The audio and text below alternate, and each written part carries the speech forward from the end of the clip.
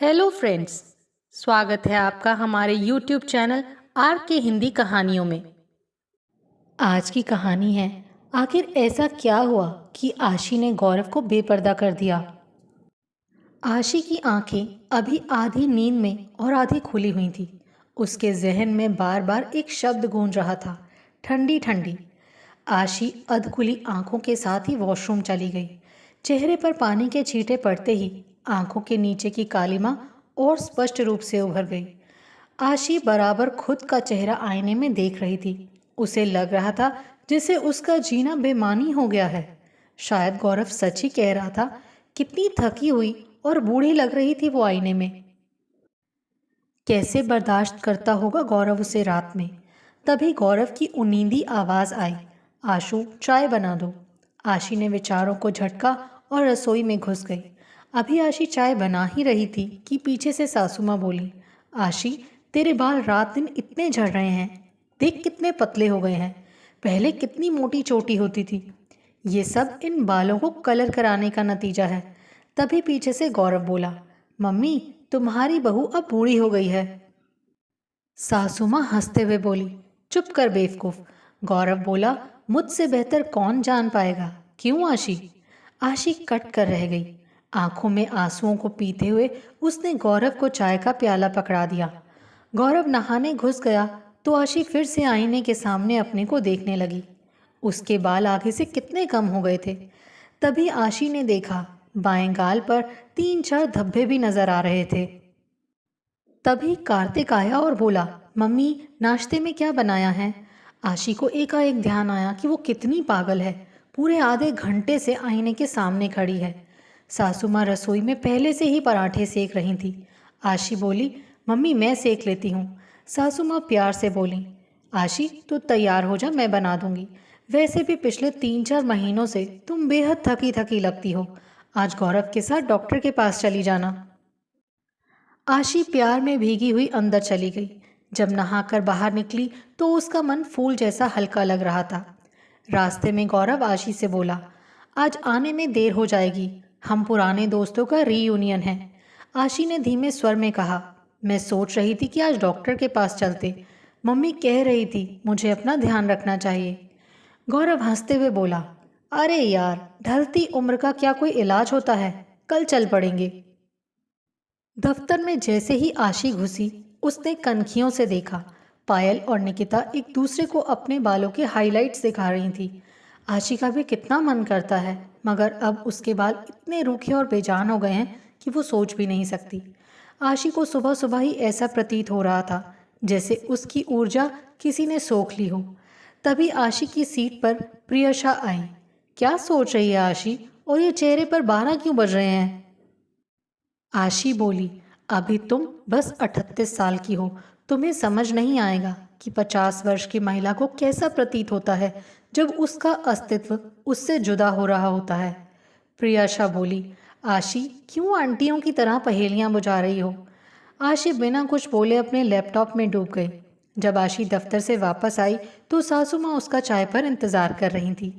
आशी को शादी के बाद कभी अपनी मम्मी की कमी नहीं खली थी। सासू माँ ने हमेशा आशी से बेटी की तरह ही व्यवहार किया था।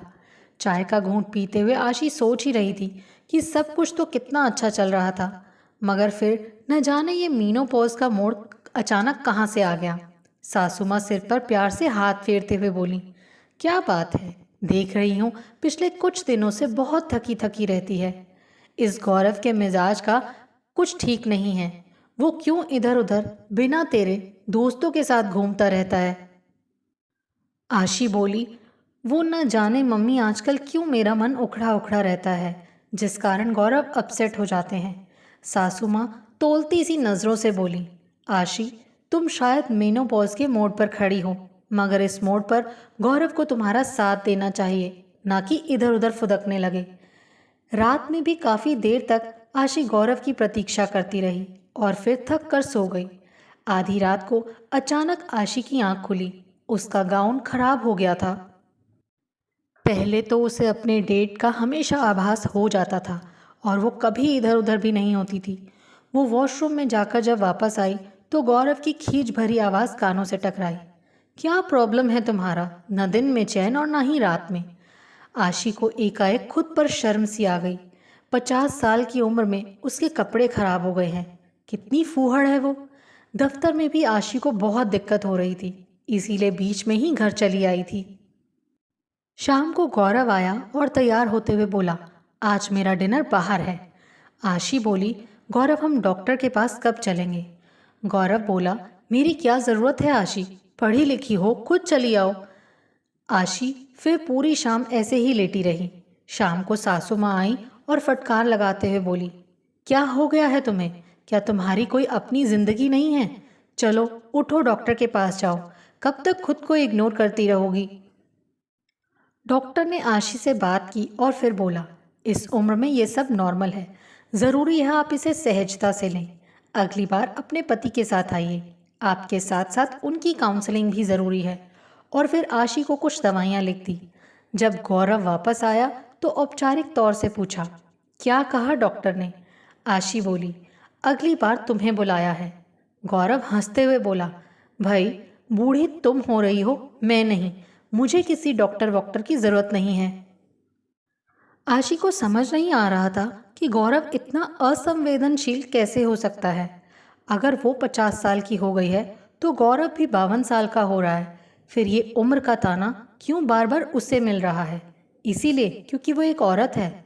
जो गौरव पहले भंवरे की तरह उससे चिपका रहता था, अब उसके संपूर्ण जीवन का रस सोखने के बाद ऐसे व्यवहार कर रहा है मानो ये उसका कोई अपराध हो। अगले दिन दफ्तर में जब आशी ने प्रियांशी से इस बारे में बातचीत की तो प्रियांशी हंसते हुए बोली, ये बस जीवन का एक मोड़ है। जैसे हम लड़कियों की जिंदगी में मासिक धर्म का आरंभ होना भी एक मोड़ होता है, वैसे रजनोवृत्ति भी बस एक मोड़ है, जिंदगी खत्म होने का संकेत नहीं है। आशी बोली, तुम अभी समझ नहीं पाओगी। ऐसा लगता है जैसे तुम्हारा वजूद खत्म हो रहा है। जब तुम अपने पति की नज़रों में एक फालतू सामान बन जाते हो, तब समझ आता है कि ये मोड़ है या डेड एंड। प्रियांशी बोली, मैडम मैं 35 साल की उम्र में इस मोड़ पर खड़ी हूँ। आशी आश्चर्य से प्रियांशी की तरफ देखने लगी तो प्रियांशी बोली, देखो क्या मैं तुम्हें बुढ़िया लगती हूँ? मीनोपॉज को तो मैं कंट्रोल नहीं कर सकती थी, मगर खुद को तो कर सकती हूँ। मेरे स्त्री होने की पहचान बस इस एक प्रक्रिया से नहीं है, और हम स्त्रियों का स्त्रीत्व बस इसी पर क्यों टिका हुआ है? क्या तुम्हारे पति की परफॉर्मेंस पहले जैसी ही है अभी भी? पर पुरुषों के पास स्त्रियों की तरह ऐसा कोई इंडिकेटर नहीं है। इसीलिए आज भी अधिकतर मर्द इसी गलत फहमी में जीते हैं कि मर्द कभी बूढ़े नहीं होते। आशी सोचती हुई बोली, बात तो सही है तुम्हारी। प्रियांशी और आशी फिर बहुत देर तक बात करती रहीं। प्रियांशी से बात करने के बाद आशी सोच रही थी कि वो कितनी बुद्धू है। उस रात को जब आशी ने पहल की तो गौरव बोला, अरे आज इतना जोश कैसे आ गया तुम्हें? आशी मुस्कुराते हुए बोली, अब तुम्हारे अंदर भी पहले जैसा जोश कहाँ रह गया है? गौरव घमंड से बोला, मर्द और घोड़े कभी बूढ़ा नहीं होता है। आशी बोली, ये मुझसे बेहतर कौन जान सकता है? आशी के स्वर में उपहास देखकर गौरव चुपचाप किताब के पन्ने पलटने लगा। उसका मन जानता था कि आशी की बातों में सच्चाई है, और इसी सच्चाई को झुठलाने के लिए वो आशी को रात दिन कोसता रहता था।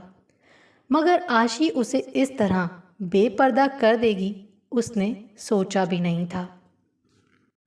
आपको हमारी ये कहानी कैसी लगी प्लीज़ कमेंट करके ज़रूर बताइए। अगर आप इस चैनल पर नए हैं तो इसे सब्सक्राइब करें और शेयर करें। Thank you.